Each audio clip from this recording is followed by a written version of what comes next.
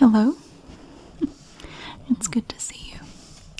Today we are back with more stories from the olden times, from days past.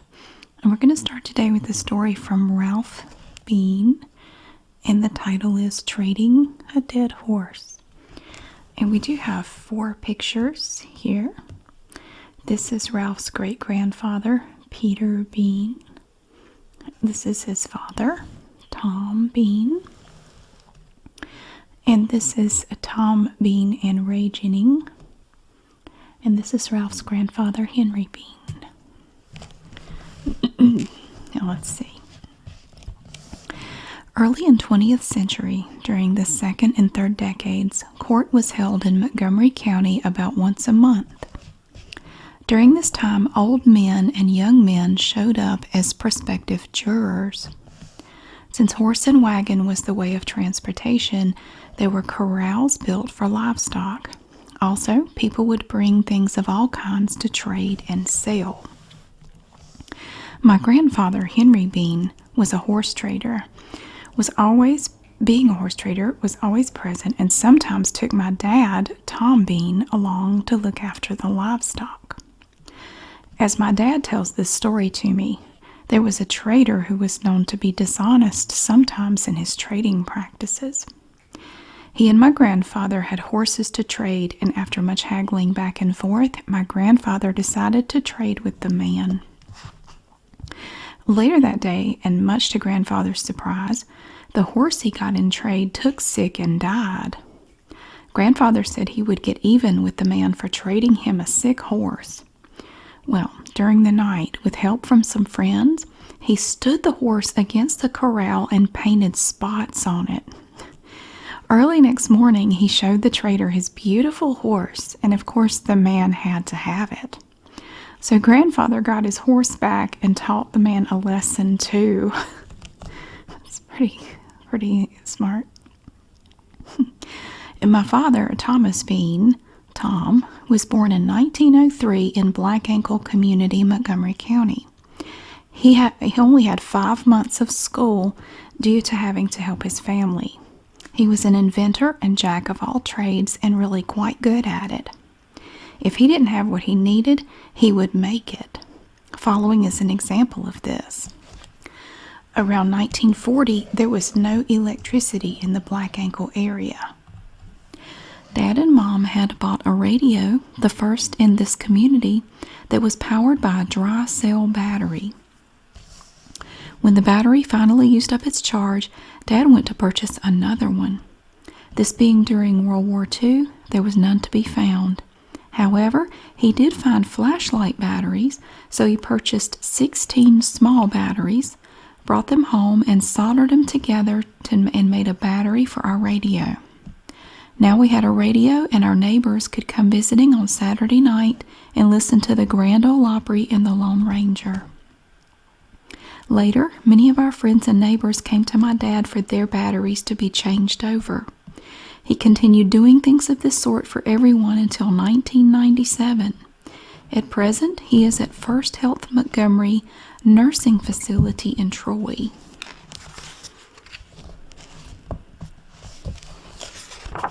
The end. That's pretty smart with the horse. I would have never thought of that. Now this story is from Ether Bennett, and it's called No Money and No Jobs. This right here, this is a picture of the graduating class of 1934 from Candor High School. And this is a picture of Ether and Myrtle Bennett. I was born on March 24th, 1913 in Jackson Springs and raised in southeast Montgomery County. I was born at home by a country doctor, Dr. McDonald of Jackson Springs. He was our only doctor nearby, and he traveled by horse and buggy. My parents were Jasper and Daisy Bennett. Papa was a carpenter, and when he had anything to do for many years, he walked many miles to get to his work. There were 11 children in my family. Besides me, there were Cornelius, Clayton, Ronnie, Cleo, Herman, Waylon, Dorothy, William, Elvia, and Robert. We were raised in Montgomery County in a 5-room house. You could count the chickens through the cracks in the floor. We had no modern conveniences like today. For many years, we toted water from a spring 500 yards from the house.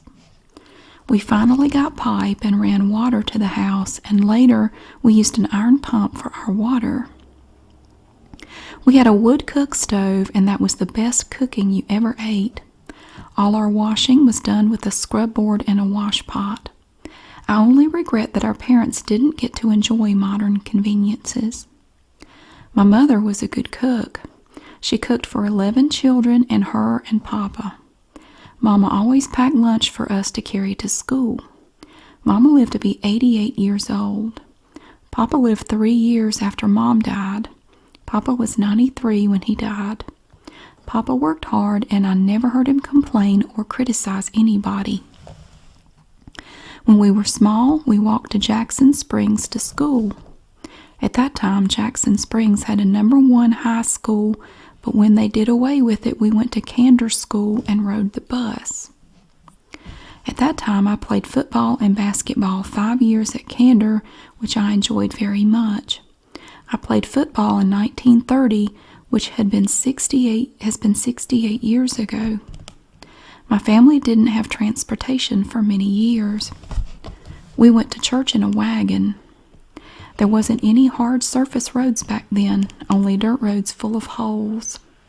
We did a lot of walking and didn't mind it.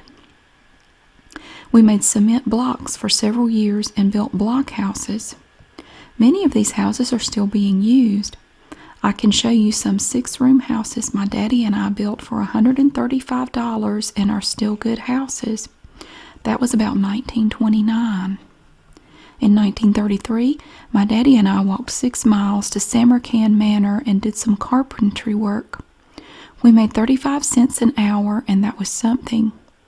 I worked for the WPA once for 5 cents an hour, and I picked peaches for 7.5 cents an hour and walked to get there. Money was hard to come by, and nobody had any money to pay with. Cigarettes were 10 for 15 cents a pack, and soft drinks were 5 cents. Candy bars were 5 cents, and if you had the nickel candy, it was good in those days. We bought our first car about 1923. It was secondhand, and I think it was a 1916 Copperhead Ford. There wasn't anybody to ride with, and there wasn't any jobs to get. You worked in peaches, but peach season only lasted 2 or 3 weeks, and there wasn't but about 2 or 3 varieties at the time. We went swimming for pastimes. Those were some good ponds for swimming that we don't have anymore. We had church sociables as part of the Epworth League. We met every 4th Friday night and had a good time. I liked to hunt. In early years, we possum hunted. In those days, people ate possums, but you can't find anybody that will admit to ever eating a possum. I killed the biggest rattlesnake I ever saw. He had 18 rattlers. I chased him about an hour and a half in a big briar patch before I killed him. When I was a boy, there wasn't raccoon or deer in these parts, but now we have too many. Jackson Springs was a nice place when I was growing up. The mineral water was famous. They shipped water all over the country. There were 3 boarding houses and a big hotel. They ran the train 3 times a day just to bring people from Aberdeen to Jackson Springs. One famous visitor we had was Annie Oakley. She taught people how to shoot. I met my wife, Myrtle Ledbetter, in Troy in 1935, and we got married in 1939. Most of our dates, we went to the show. We made plans for our wedding to be in West End Parsonage, but got our license in Montgomery County, and the preacher said we better get married in Montgomery County. So we drove over the county line and got married. Then times got better and you could get a job. I lived near my home place when I first got married, but left to go to the Army, and my wife stayed with her people. I was in service but didn't go overseas. At one time or another, I had 4 brothers in service. After I got out of the service, we built us a home and still live there.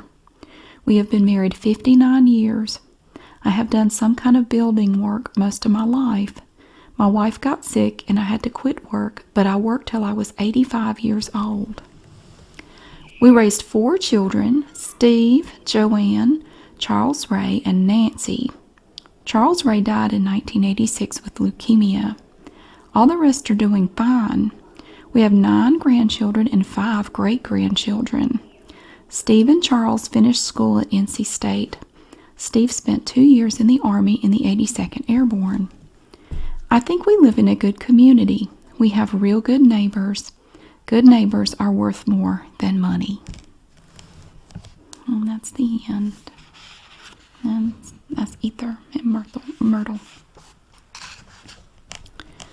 And here we have a story from Lucille Cook Bruton titled Throwing Rocks at the Wagons. I was born in 1924, and I remember living in an old house down below a small store they called Chip.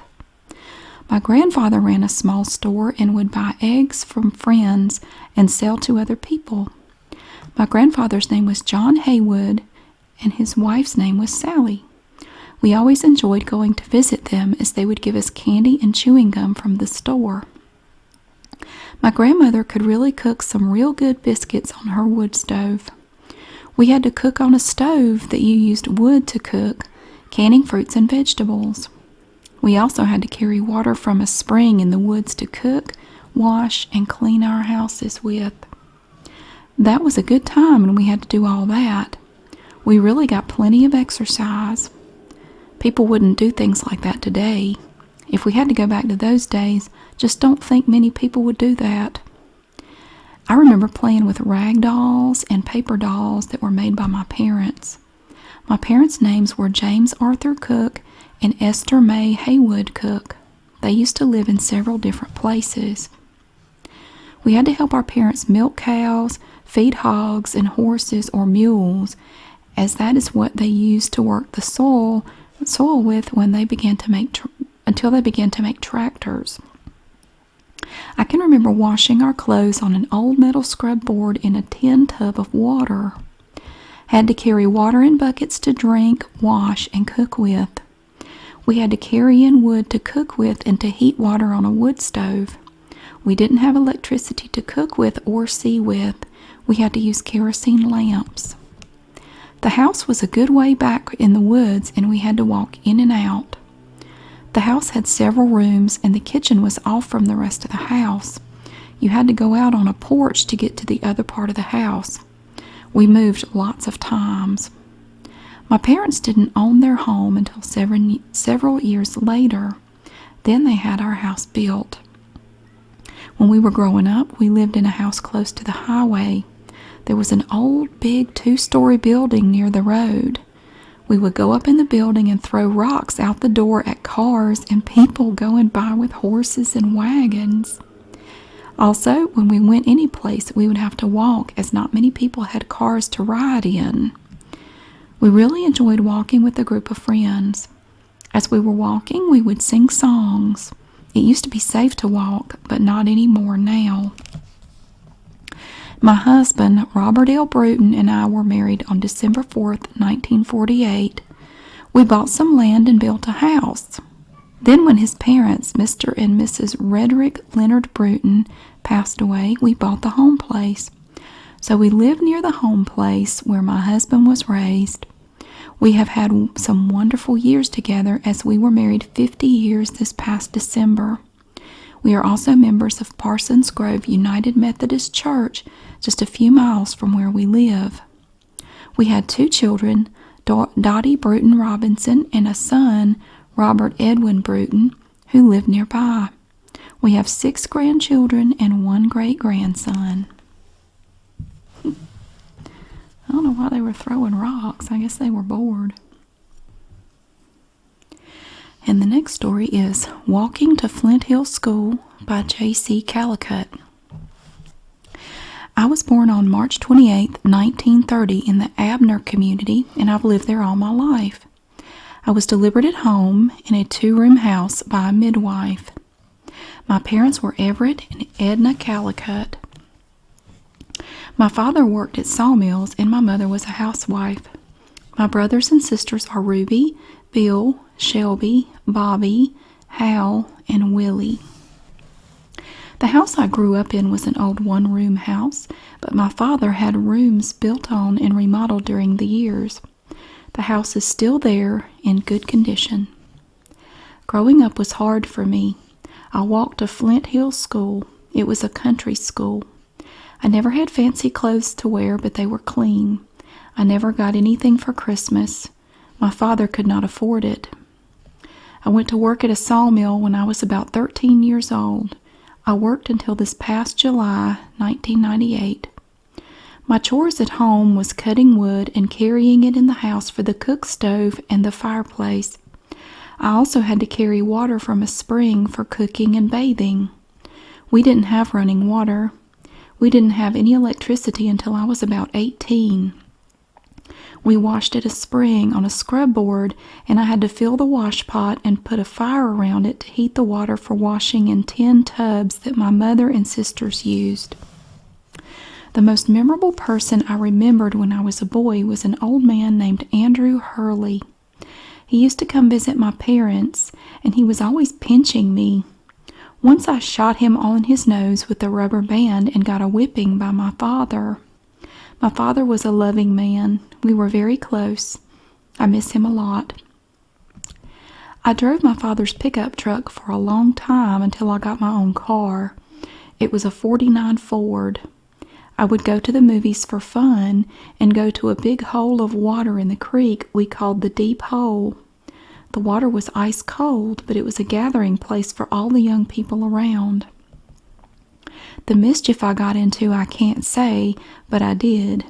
I don't want my grandson to read anything that I did wrong growing up. He just may copy me. I lived at home until I married. I did stay away from home some, working at a sawmill in Moore County. Most of these years were plain hard work.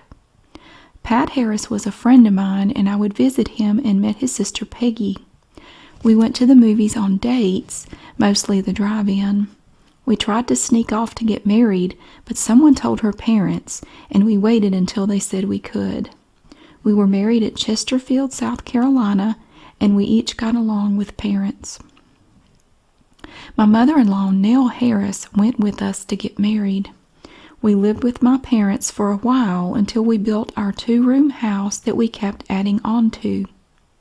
We finally bought my grandfather's place in 1968 and still live there. Most of our neighbors were kinfolk, still here. My son's name is J.C. Calicut Jr., but his nickname is Bunky. He was almost the perfect son. He carried me for a ride once in a big baby carriage, and it got away from him. I went down a bank in the carriage. I didn't get hurt, but I didn't ride anymore. I worked at sawmills all my life. I owned one until I retired. Then I went to work for my son and brother, who owned CNC Frame Shop. I drove the forklift until I retired for good. I got logs out at the sawmill with a horse. I never used a skidder. I spend most of my time with my wife at home. We have family and friends over often. We enjoy spending time with our 3 grandchildren who live across the road from us. I am happy. Clyde Allman and his brother Ray used to run our country store. It was a very old building, and a lot of us men used to go over there and just sit and talk around an old wood stove at night. I sure do miss that old store. It's been torn down now, and a garage has been built there. That was our entertainment late evenings back then. The women made quilts at night. I have 3 beautiful grandchildren. The oldest is Jeremy, 11 years old. Mandy is 8, and Hannah is 4 months old. Jeremy likes to mess with cows, and Mandy likes to buy shoes, and Hannah likes to play with her mother, Lynn, which is a very special person to us. I grew up poor, and I hope none of these young people ever have to go back to the hard work that was done in the old days. The end. Now this story is titled The Goat on Top of the A Model Ford by Dorothy Ellen Green Harris Cave. I was born on August 10th, 1927 in the Vestal community of Montgomery County, back in the woods near the railroad. Out of 9 children, I was next to the last and the first in my family to be delivered by a doctor. Dr. Harris told my mother I was his 49th baby in his first year and he was hoping to deliver 50. He did later in the week. My parents were Victor A. Green and Matilda Parnell Green. The names of my brothers and sisters are Ida, Andrew, Sadie, Elma, Leonard, Nellie, Arthur, and V.A. Jr. My father was a sawyer of timber and my mother was a housewife. We children and Mom farmed an 80-acre farm with all kinds of fruit trees and black walnuts. My dad built a nice 5-room house. We were packed, but we had more than the bare necessities. We had a sewing machine. We had a nice outhouse, a chicken house, a large barn, and a granary. We had a car shed, cribs for corn, and always a nice haystack. We used the wheat straw to fill bed ticks. At first, the hay ticks were so high the small kids could hardly get on them, but they gradually went down. We drew our water from a deep well and we made hominy in a wash pot with lye dripped from the ash hopper. We used red oak bark and pokeberries to dye material for quilts. We shared with our neighbors. We didn't have too much time to play. We had some toys, but a lot of them were homemade. My brother made several carts to hook up for a goat to pull. That goat had brains. He would run into things so he could tangle everything up. Once my father put a new top on the A Model Ford. Next week, the goat climbed up on the new top and punched holes all in it. That was the last of the goat. It ended up dead. When I was very small, I saw my brothers and sisters climb trees and swing the tops over and ride them down. Well, I tried it, but the tree was an oak and much too large. I was left hanging and screaming for Mama. My brother was underneath to catch me, but I didn't trust him. I finally fell, and he caught me.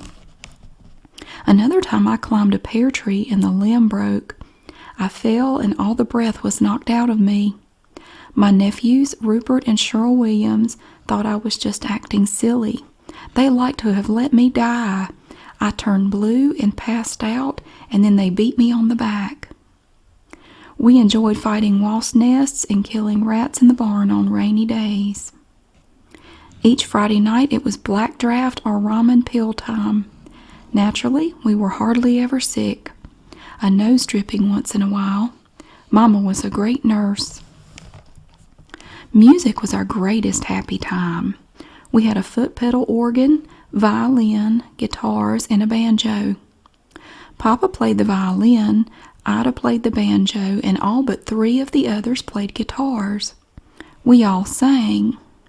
As a very small child, I listened for the tenor and sang it to harmonize with the sister and brothers. Through the years, I still do in church or when my 3 children are at home. I went to Wadeville School my first 2 years. The school is the McRae Shoe Factory now. I was scared to death when I was transferred to Troy School. All those big buildings and all those people. I remember a Mrs. Haywood and Reed Elliott as my best teachers in school. Our pastime at school, besides baseball, jump plank, and jump rope, was walking around the buildings. We really got exercise back then. Even now I get plenty. I go to the senior center 5 days a week. We have great programs there. All kinds of exercise machines to walk and to lift and to play shuffleboard and to put puzzles together and just talk to each other. We never had a ghost in our house, but one time I talked to an old aunt, Missouri Smith, and she told me she would haunt me when she died. Well, she did. I should not have sassed her. Before she died, she once caused me to get a whipping that was her doing. She threw out a washpan of water and told Mom I had done it. People walked in the muddy water to get into the porch. It was the only whipping I ever got that I didn't deserve. I'm sure the whippings made a better person of me. I needed them all. But the whipping was nothing compared to the haunting she did to me. My brother Leonard and Leonard Morton ran out of fishing worms, and I caught fish with bubble gum at Robbie Doe Pond beside the railroad track between Troy and Mount Gilead. I guess the lake is filled in now. It's been 50 years ago since I was there.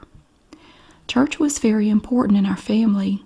For years we walked 3 miles to church through the woods to Mount Carmel. I had some great Sunday school teachers. I think I remember Lola Gibson best, or Edmund Gibson, or Willie Williams in Bible school. Singing schools were so much fun when you learned the shape notes. Our church had a great choir until the ceiling was lowered. We grew just about everything we ate. We had hogs, chickens, turkeys, and ducks on our pond. We had fruit, we dried some of it, and vegetables that we canned. When I was old enough to date, gas was rationed along with shoes and sugar and other things. A lot of my dating was done with 3 or 4 couples stacking up in a car. Everybody shared their gas ration stamps and bought the gas so we would be able to joyride. We would usually park someplace and throw bean bags or talk. We would see who could tell the biggest whopper. Or we would sing, or someone would start a story and another would add to it. No telling how it would turn out. But there were also stolen kisses at times. My best friend, Inez Epps, and I dated together. I found out years later that she liked the guy I was dating, but she didn't let me know. I really liked him too. Once a niece, Grace Maynor, and I put a yard chair up in a cotton mill boss's tree on Halloween night. I heard he was really mad, so no names yet. I loved to work in putting tobacco in the barn. We traded labor with the neighbors and had such fun working together. Sometimes there would be a big watermelon in the bottom of the sled. We would eat it after we caught up with the work. When I was a teen, we had a favorite place. Our family called it the Glory Hole. Don't even go there. That's what it says. It was a kind of a pond. The one at home was filling in. We and our neighbors would ride on a timber truck to go to Glory Hole, except on Sundays. I remember the Greasy Spoon restaurant on Main Street in Troy. I also remember Past Crook's stand for vegetables and fruits. They are gone now, as are the 5 and 10 stores and Belk's, which were in Troy near the hotel in the corner bank. I also remember Gandy's service station. Their daughter was beautiful. I can't remember her name. Seems like it was Peggy. My first job was in a furniture plant. I upholstered at Perry Furniture. I lived with my sister Elma Miller in Troy. I also filled batteries at Troy Cotton Mill and worked on machines for Marie Molnex to make bed sheeting. I even named a child Marie for her. She was sweet and so nice. Years later, I worked for Parks and Recreation in Sumter, South Carolina. I was there for 23 years after my second husband died. I moved back to Montgomery County. I never had any trouble getting up and going to work. I always enjoyed what I did. I guess by working all my life, it was just fun, and I always had such nice people to work with. I met my first husband, Jack Harris, at a corn husking at the farm of his Uncle Charlie Harris. He collected a kiss for a red ear of corn that I was husking with somebody else. My second husband, Ben Cave, I met on a blind date. We matched so well, it seemed that we had always known each other. He was truly a good husband. My first husband went into the Army. He missed our 3 children being born. Twice he was overseas, and he was also in the Korean War. He pulled 30 years. My second husband was foreman of the Sumter, South Carolina City Bus Lines, RTA. There was nothing he couldn't do. If he was stumped, he would just sleep on it. He was also a fine Christian and made music on a harmonica. My first child, Sonia Marie Harris Greer, was born January 9th, 1947. My second, Ted S. Harris, was born the same year on December 25th, 1947. It was snowing great flakes. My third, Lois Harris Russell Taylor, was born June 23rd, 1950. I had her at home. The doctor didn't find where I lived until the baby was probably 30 minutes old. My sister, Elma Milla, and my sister-in-law, Elma Green, were with me, but we did not panic. The doctor finally found us. I didn't worry about my children being healthy. I worried would they be able to sing and play music. They can and they do. Sonia could carry a tune before she could talk. Now I'm retired and I can't seem to find time enough to do all I want to do. I'm in an art class at Montgomery Community College on Monday nights. I go to my sister Ida's on Tuesday nights to watch a movie. Wednesday night is prayer meeting, and Thursday we go out to eat. On Friday night I go to Eliezer and to see and hear bluegrass music, and on Sunday and Sunday night I go to church. I have a mini garden, flower beds, grapevines, blackberries, blueberries, and lots of crafts like pottery and ceramics. I do a lot of reading. I have 8 grandchildren and 9 great-grandchildren. I missed seeing some of them grow up by being in Sumter, South Carolina for 23 years, but I am enjoying them now. They all respect me. They know they have to mind me. Children of today are so pitiful. They have no respect because they aren't spanked and made to mind. They don't love their parents because they give them everything they want and have TV to babysit. Also, sometimes parents don't live respectable lives before their children to set an example. It's just who cares? And the answer is they leave God out of their lives. I try not to say hurting things to people, but I'm sure I have. My wish is that if I have hurt anyone, I'd like to take it back. We really should think before we speak and live like there will be no tomorrow on this earth. We need God first in our lives. Then we will love our brothers and sisters on earth. I really have very little I'd change about my life. It's been very good. The end. And then from Grace Crisco, we have the children ran the farm. I was born near Wilkesboro on February 9th, 1933. My parents were Marvin T. Wiles and Grace Florence Holland Wiles. My father was a farmer, carpenter, and drove buses. There were 14 children in my family besides me, Lucille, Marvin Jr., Andrea, Virginia, Edna, Earl, Evelyn, Helen, Irene, Billy, Maxine, Nancy, Douglas, and Ruby. Nancy and Evelyn died young. We lived in a house our grandfather provided in a rural section of Wilkesboro down Old 60. We lived off the land, you might say. The children ran the farm and did most of the hard work, up early in the morning and late at night. We didn't have any modern conveniences. No indoor plumbing. We had a well for drinking water, and we had to put our milk in a cave or a spring to keep it cool. I had to milk the cow and do the churning. We had hogs to tend to.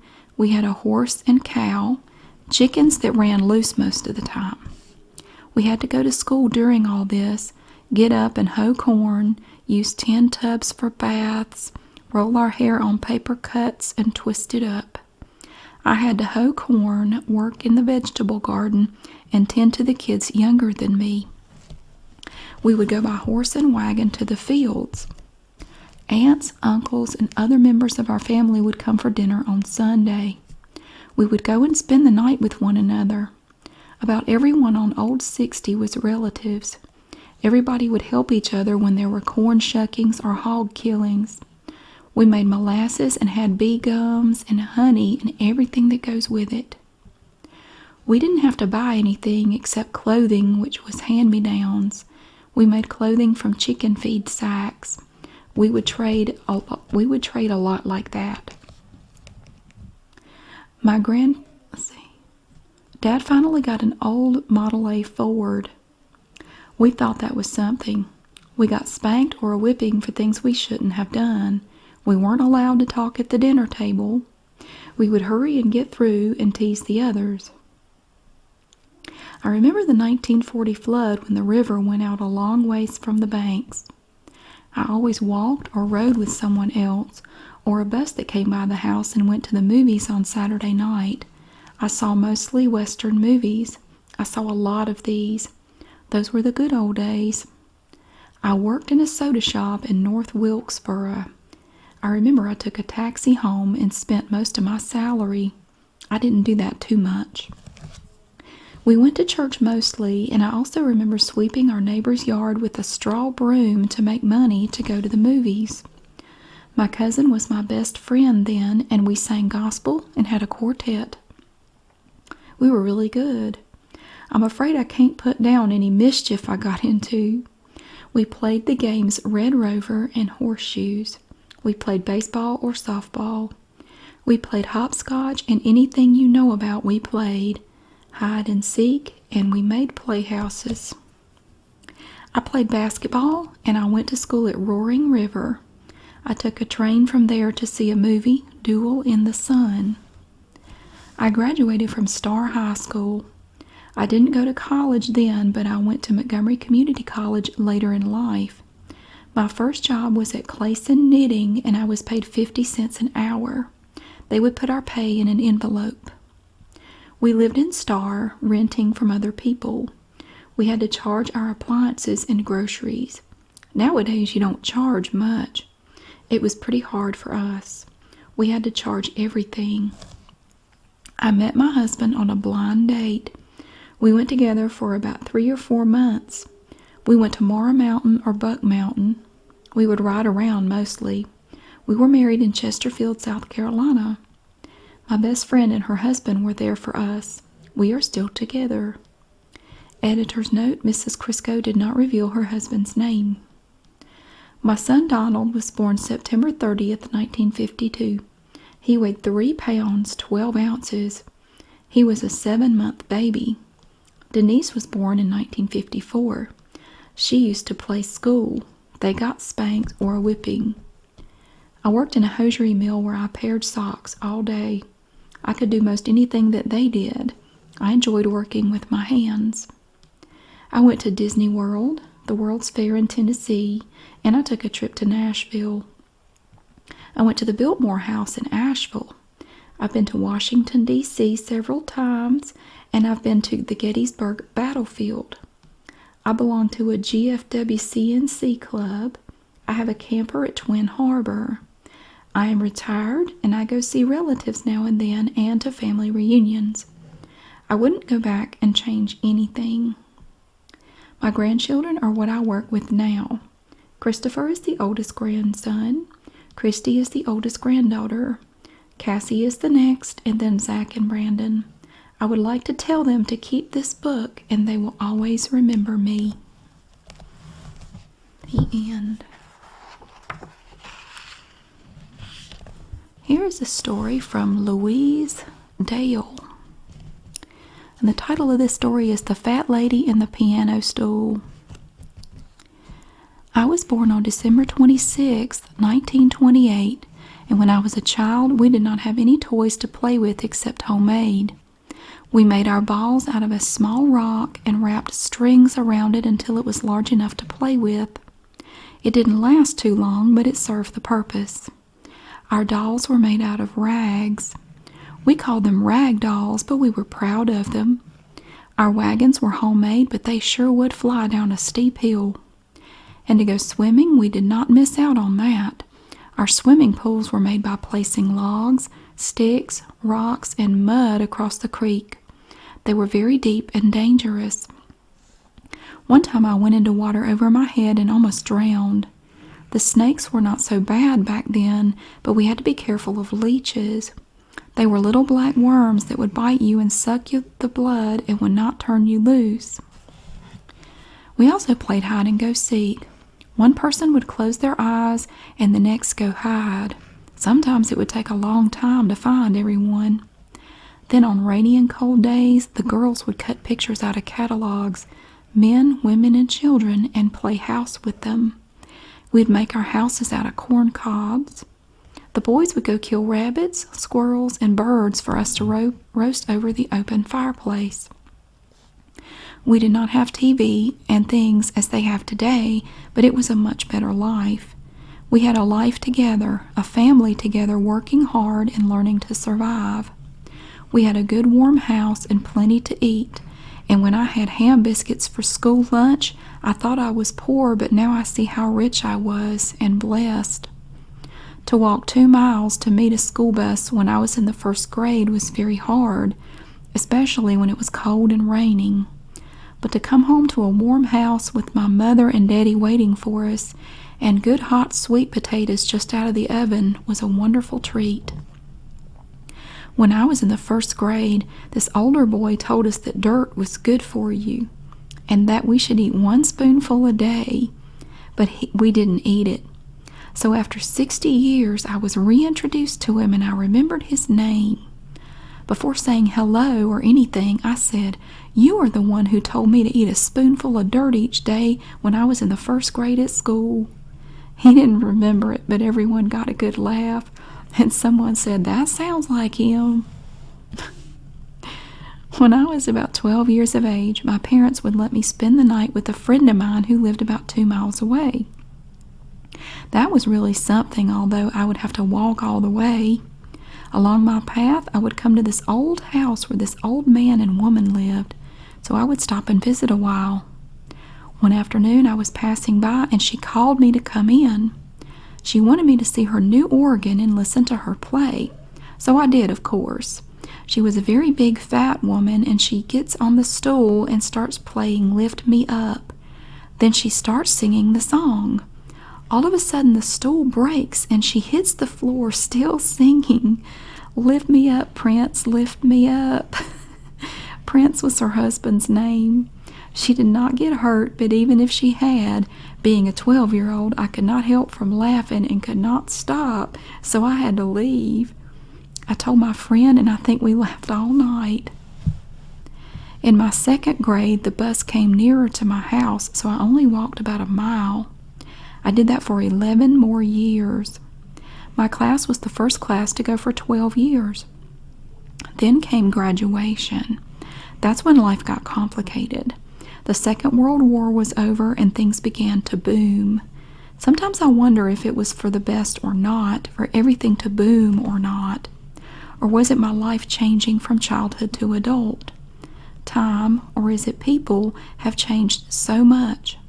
Life must go on, they say, but how I do wish that some children today could live through my childhood. It was so peaceful and loving, hard work and playing, and I thank God for every minute of it. And then we have one last story for today. This is from Brownie Haywood D. Berry, and the title is "Drugstores with Soda Fountains." I was born at home in the Onville community near Troy on February 16, 1930. The weather was rough and snowy, and I was delivered by a midwife and a doctor. My parents were Mr. and Mrs. George T. Haywood Sr., and besides me, there were 6 other children in my family: Winford Reese, Arlie, Nola, Clayton, G.T. Jr., and Everett. My father was in the lumber and sawmilling business, and he also farmed. We lived in a 7-room house with a porch all around it. The house was very old. We could see the ground through the cracks in the floor. We burned wood in the wintertime. Us kids would help our mother get the wood in. We also had to carry our water from a spring across the road from where we lived. Our mother cooked on a wood stove. She would get us all up in the morning and fix our breakfast before we went to school. The ones who were old enough would have to milk a cow or go get water before we went to school. When we got home in the afternoon, we had our work to do. We had to milk cows, get our wood in, bring in the water. We didn't have bathrooms, so we took our baths in pans, and our bathroom was outside. I used to help my mother wash our clothes. She would put them in a wash pot, put fire around it, and boil them until she thought they were clean. Then we would put them in wash tubs and scrub and rinse them. We never had a dryer, so we hung them on the line to dry. That was always a day's work. Our mother was a real smart and good lady. She was also a good cook. She always cooked enough for who might come by. We had a real happy home life together. I wish my kids could live like we did for a while. She saw that I got to go where I wanted to. My mother and dad... Oh, I'm sorry. I skipped a line. My teen years were not so bad. I didn't have a car, but my brothers, GT and Everett, saw that I got to go where I wanted to. My mother and dad were not ready for me to date, so my brother would take my girlfriend and me to town. Then we would go to the movies with boys. Our parents never did find out. We used to have drugstores in town that had soda fountains and served sandwiches. You could go to the magazine rack and read comic books that we don't have anymore. We had walk-in movies, and we had dime stores and grocery stores on Main Street. We would have our dates and go to the movies. We walked from our house to church. We didn't mind because there would be a crowd. My mother was a little sickly, so I had to quit school in the 7th grade. I never went back, and I regretted that in later years, but I felt my mother needed me to help her. When they first opened the hospital in Troy, I applied for a job there. They hired me as a nurse's assistant. I loved the work. It was very rewarding. I worked there for 20 years or so. I met my husband, Vernon D. Berry, in the hospital parking lot. He followed me to work one day and asked me for a date. We went to the movies and drive-in movies. I loved his mother and daddy, and he got along great with my mother and dad. We got married in Chesterfield, South Carolina. That's a very common thing, actually. Back then, anyway. We had Jimmy Thompson and Cleo Russell and the preacher. We just had a simple ceremony. Vernon was called in the Army in February after we were married in December. He went overseas for 2 years and then back home. He is in the timber business. Our son Danny was born July 30th, 1954. He was always a smart and quiet boy and never gave us any trouble. Debbie was born January 23rd, 1961. She was a real dainty little girl, and she was also smart. She took a little after me and became a nurse. Today I work 3 hours a day at our church school, and I do Meals on Wheels for the elderly. I'm a VFW member, and Vernon and I have lots of friends. We have 4 grandchildren, Kim Peeler, Jennifer Roach, and Ashley Roach, and Benji D. Berry. We love them very much. They have been a real joy to us. We are all waiting for our first great-grandchild.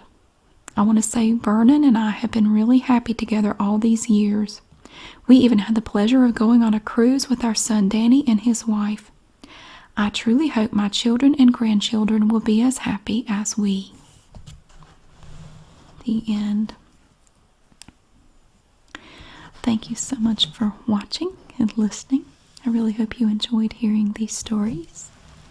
And I'll see you again really soon with more.